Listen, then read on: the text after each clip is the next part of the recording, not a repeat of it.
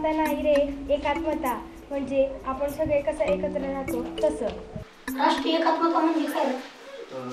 देशासाठी सर्वांनी एकत्र येणे, अजून सर्वांनी देशावर प्रेम करणे, अजून सगळ्यांनी आनंदात राहणे.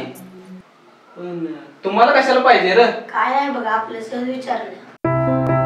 दाद्या कुणी बी चालेल पण मोशा नको. 4 पैशाच्या पायात दोस्ती मोडतोस तू, कळ ना?